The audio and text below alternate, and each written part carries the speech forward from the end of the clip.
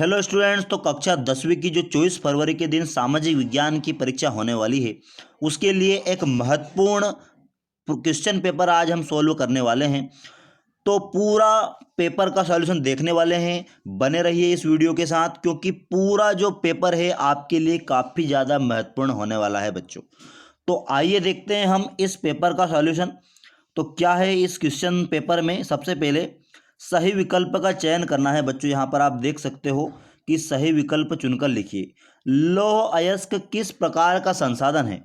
तो यहाँ पर 4 ऑप्शन दिए हैं। तो इसमें फोर्थ वाला ऑप्शन राइट आ जाएगा, अनवीकरण योग्य। इसमें ये वाला आ जाएगा, आपको फोर्थ वाला ऑप्शन लगा लेना है। उसके बाद बच्चों आप यहाँ पर देख सकते हो, पंजाब में भूमि निम्नीकरण का निम्नलिखित में से मुख्य कारण क्या है? तो इसमें जो आ जाएगा वो बच्चों, वो आ जाएगा सेकंड वाला ऑप्शन, अधिक सिंचाई। अधिक सिंचाई के कारण भूमि का निम्नीकरण हुआ है पंजाब में। ठीक है। उसके बाद निम्नलिखित में से कौन सी रबी की फसल है? तो वो आ जाएगा चना। चना एक रबी की फसल है।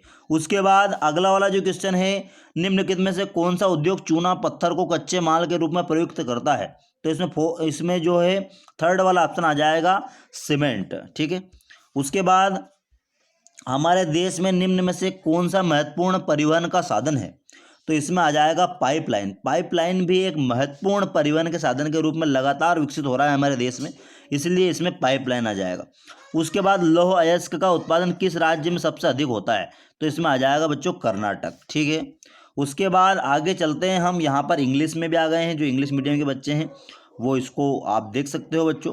ठीक है। उसके बाद आगे चलते हैं हम, यहाँ पर रिक्त स्थान आ गया है, रिक्त स्थान आ गए हैं। तो रिक्त स्थान में जो सबसे पहले जो क्वेश्चन है, भारत में सिंहों का प्राकृतिक आवास गुजरात का। तो बच्चों पढ़ाई में डाउट्स आते हैं, सॉल्व नहीं हो पा रहे, घबराओ मत। इसका सोल्यूशन है डाउटनेट ऐप।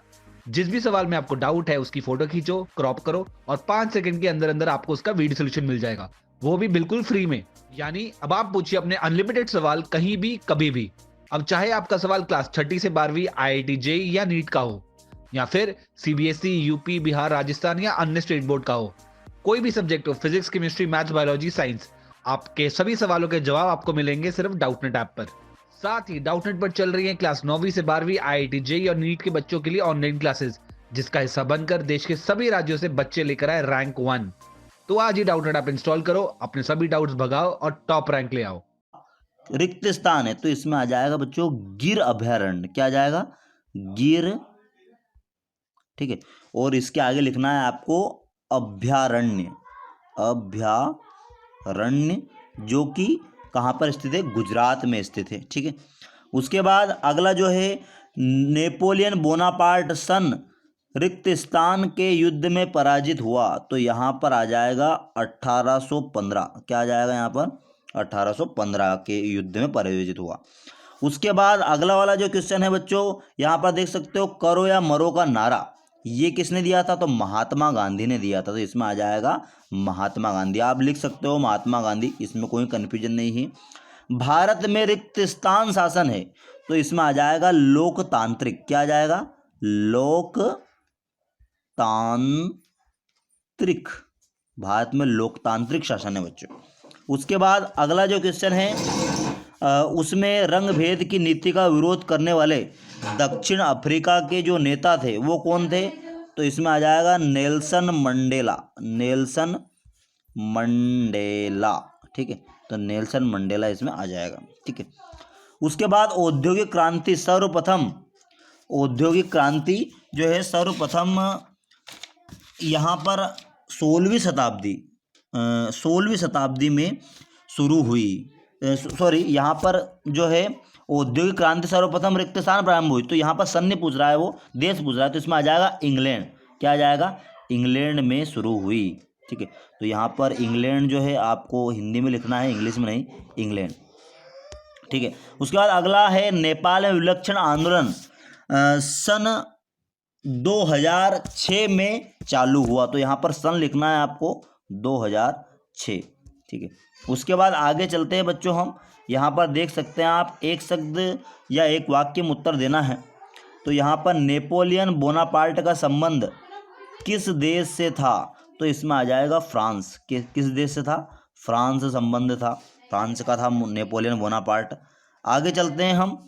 IMF का पूरा नाम लिखिए। तो आई से बन जाएगा बच्चों इंटरनेशनल, एफ से बन जाएगा मॉनेटरी, क्या जाएगा मॉनेटरी, और उसके बाद एफ का मतलब हो जाएगा फंड, क्या जाएगा फंड, तो अंतर्राष्ट्रीय मॉनेटरी फंड। ठीक है, उसके बाद आगे चलते हैं हम।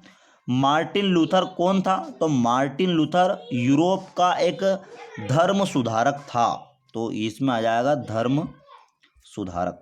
ठीक है, ये आ जाएगा। उसके बाद आगे चलते हैं हम। प्रिंटिंग प्रेस सर्वप्रथम भारत में किस सदी में आया था? तो इसमें आ जाएगा 16वीं सदी में। ठीक है, उसके बाद हीराकुंड बांध किस नदी पर बनाया गया है? तो इसमें आ जाएगा बच्चों महानदी, क्या आ जाएगा महानदी। ठीक है, उसके बाद गुजरात तट पर कौन सा बंदरगाह स्थित है? तो इसमें आ जाएगा कांडला बंदरगाह, क्या आ जाएगा कांडला, और आगे पीछे लिख लेना आप बंदरगाह, तो कांडला बंदरगाह स्थित है। उपभोक्ता संरक्षण अधिनियम कब लागू हुआ? तो ये आ जाएगा बच्चों 1986 में लागू हुआ था। तो यहाँ पर आपके लिए काफ़ी ज़्यादा महत्वपूर्ण वस्तुनिष्ठ प्रश्न है ये। उसके बाद बच्चों यहाँ पर सत्य और असत्य आपको लिखना है। तो जो फर्स्ट है उसमें आपको जो वनस्पति मूल रूप से भारतीय नहीं है उसे देशज वनस्पति कहते हैं। तो बिल्कुल ये एक असत्य कथन है बच्चों, तो आपको इसमें असत्य लगा लेना है।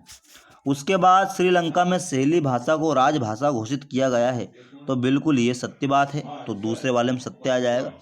भारत में एक दलीय प्रणाली प्रचलित है, तो ये एक असत्य कथन है, भारत में बहुदलीय प्रणाली प्रचलित है। उसके बाद 1990 में भारत में गठबंधन सरकार की शुरुआत हुई, तो ये बिल्कुल सत्य बात है। ईसाई धर्म की शाखाएं कैथोलिक प्रोटेस्टेंट 2 भागों में बटी हुई है, तो ये भी एक सत्य बात है बच्चों यहाँ पर। उसके बाद शहर से ग्रामों की ओर पलायन करना शहरीकरण कहलाता है, तो ये जो है असत्य कथन है, क्योंकि ग्रामों से शहर की ओर पलायन करना शहरीकरण कहलाता है, ना कि शहर से ग्रामों की ओर। ठीक है, तो यहाँ पर ये लास्ट वाला असत्य कथन है। आगे चलते हैं हम, सही जोड़ी बनाते हैं बच्चों। तो सही जोड़ी देख सकते हो आप। लोकतंत्र जो है एक बहुतों का शासन है। दक्षिण अफ्रीका से संबंधित कौन है? Nelson Mandela. पूर्ण साक्षर राज्य केरल है। अर्थव्यवस्था के क्षेत्र 3 है। मुद्रा का आधुनिक रूप करेंसी है। सूचना एवं संचार प्रौद्योगिकी, इसमें आ जाएगा कंप्यूटर। तो ये आपकी सही जोड़ी भी हो गई है बच्चों। आगे चलते हैं हम, और आगे जो क्वेश्चन है उसमें जो 2 नंबर के क्वेश्चन है, टोटल 10 क्वेश्चन, तो इन सभी का सॉल्यूशन मैं आपको बताने वाला हूँ। संसाधन किसे कहते हैं और भारत में पाई जाने वाली मिट्टियों के नाम, तो ये दोनों ही अथवा में दिए हैं बच्चों। तो हम नीचे वाला सोल्व करने वाले हैं, भारत में पाई जाने वाली 2 मिट्टियों के नाम। तो आइए देखते हैं बच्चों हम। तो बच्चों भारत में पाई जाने वाली मिट्टियाँ आप देख सकते हो, मैंने पूरा सारे की सारी मिट्टियों के नाम लिख दिए हैं, तो कोई से भी आप इसमें से 2 लिख लेना है आपको। ठीक है, उसके बाद अगला वाले क्वेश्चन पर चलते हैं हम, और जो अगला वाला क्वेश्चन है वो है आरक्षित वन किसे कहते हैं और जैव विविधता क्या है। तो हम इसमें देखने वाले हैं जैव विविधता क्या है, ये वाला क्वेश्चन हम देखने वाले हैं। तो बच्चों आप यहाँ पर देख सकते हो जैव विविधता किसी भौगोलिक क्षेत्र में पाए जाने वाले कुल जीवों एवं पादपों की प्रजातियाँ उस क्षेत्र की जैव विविधता बनाते हैं, तो ये जैव विविधता हो गई है। उसके बाद बच्चों यहाँ पर जूट को सुनहरा रेशा क्यों कहा जाता है, और खरीफ की फसलों के नाम लिखिए कोई 2। तो हम ये वाला देखने वाले हैं, खरीफ की 2 फसलों के नाम। तो बच्चों आप जानते ही हो कि खरीफ की फसलों में ज्वार, बाजरा, कपास आ जाती है, जबकि रबी की फसलों में गेहूँ, चना, मटर, तिलहन प्रमुख है। तो आपको केवल यहाँ तक लिख लेना है यहाँ पर कि खरीफ की फसलों में चावल, मूंगफली, ज्वार, बाजरा, कपास प्रमुख है। उसके बाद बच्चों यहाँ पर क्वेश्चन आ रहा है 9 वाला क्वेश्चन कि जाबर कौन थे और औद्योगिक क्रांति से क्या आशय है। तो हम यहाँ पर औद्योगिक क्रांति देखने वाले हैं, ये वाला क्वेश्चन देखने वाले हैं हम। तो यहाँ पर बच्चों हम देखने वाले हैं औद्योगिकरण की परिभाषा, कि औद्योगिकरण या फिर औद्योगिक क्रांति, यहाँ पर हेडिंग दे सकते हो आप औद्योगिक क्रांति।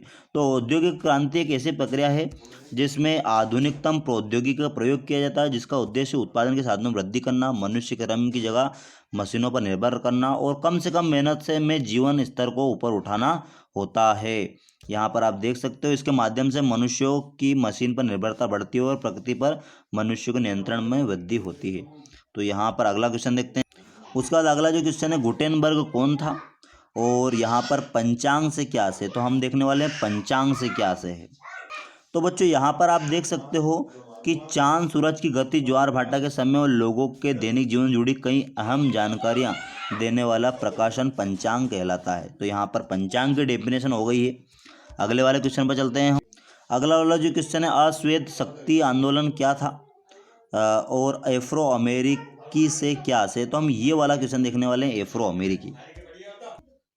तो यहाँ पर बच्चों एफ्रो अफ्रीकन देख सकते हो। एफ्रो अफ्रीकन अश्वेत अमेरिकी या अश्वेत शब्द उन अफ्रीकी वंशजों के लिए प्रयुक्त होता है जिनमें 16वीं 17वीं सदी के प्रारंभ तक अमेरिका में गुलाम बनाकर लाया गया था। तो ये आ जाएगा इसमें क्वेश्चन पूरा। अगले वाले क्वेश्चन पे चलते हैं हम। आर्थिक विकास से क्या आशय है और आर्थिक विकास किस पर निर्भर करता है, तो हम ये वाला नीचे वाला क्वेश्चन देखने वाले हैं, आर्थिक विकास किस पर निर्भर करता है। तो बच्चों आर्थिक विकास जो है, किसी देश का आर्थिक विकास जो है प्राकृतिक संसाधन, पूंजी निर्माण तथा बाजार का आकार, तीनों कारकों पर निर्भर करता है। तो ये आ जाएगा इसमें।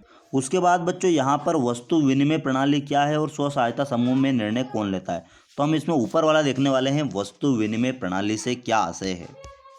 तो बच्चों आप यहाँ पर देख सकते हो वस्तु विनिमय प्रणाली की आप यहाँ पर हेडिंग दे सकते हो। जब किसी एक वस्तु को या सेवाओं के बदले दूसरी वस्तु या सेवा का लेन देन होता है तो इसे वस्तु विनिमय कहते हैं। जैसे एक गाय लेकर 10 बकरियां देना। इस पद्धति में विनिमय की सार्वजनिक इकाई अर्थात मुद्रा, पैसा का इस्तेमाल नहीं किया जाता है। तो ये यहाँ पर वस्तु विनिमय प्रणाली की परिभाषा है।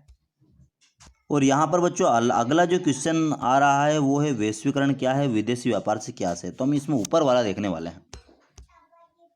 तो बच्चों यहाँ पर आप देख सकते हो कि वैश्वीकरण से आशय संपूर्ण विश्व का परस्पर सहयोग एवं समन्वय से एक बाजार के रूप में कार्य करने से है।